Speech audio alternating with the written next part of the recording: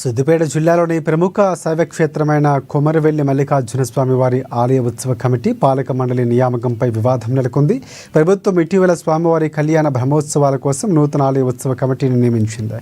దీనికోసం రెడ్డి సామాజిక వర్గానికి చెందిన గంగం నరసింహారెడ్డి నియమితులయ్యారు. అయితే జనగామ నియోజకవర్గానికి చెందిన కుర్మ సామాజిక వర్గానికి చెందిన కంచె రాములు నియమించకపోవడంతో మాజీ ఎమ్మెల్యే కొమ్మూరి ప్రతాప్ రెడ్డిపై దుర్భాషలాడాడని నూతనంగా నియమించిన ఆలయ పాలక మండలి సభ్యులు ఆరోపించారు. గతంలో కొమ్మూరి ప్రతాప్ రెడ్డి 2 సార్లు కంచె రాములకు చైర్మన్గా నియామక పత్రం ఇచ్చిన పోలీసుల విచారణలో నేర చరిత్ర ఉన్న కారణంగా క్లియరెన్స్ ధృవీకరణ పత్రం ఇవ్వలేదని తెలిపారు. ఇక కొమ్మూరి ప్రతాప్ రెడ్డిపై అసత్య ఆరోపణలు చేయటం, దుర్భాషలాడటం సరికాదని హితవు పలికారు. ఆ మాట్లాడడానికి కూడా ఆ నోరు ఎట్లా వచ్చింది, ఆ వల్గర భాష ఏంది, మనం ఏ సమాజంలో ఉన్నాం, ఎందుకు మాట్లాడాలి అట్లా?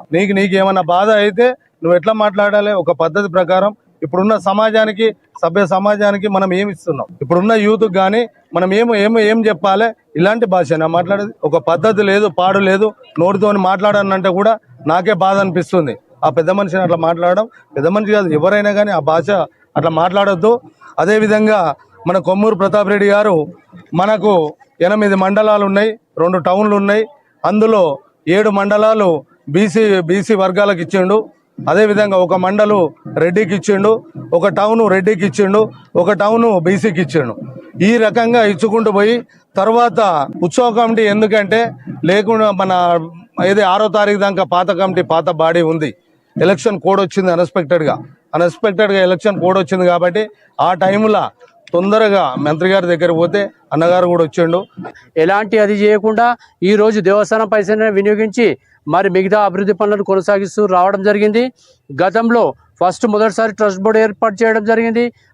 అది రినోవేషన్ కమిటీ. అంటే ట్రస్ట్ బోర్డు అంటే అందరికీ మీనింగ్ ఏంటంటే ట్రస్ట్ బోర్డు ఒకటే అనుకుంటారు.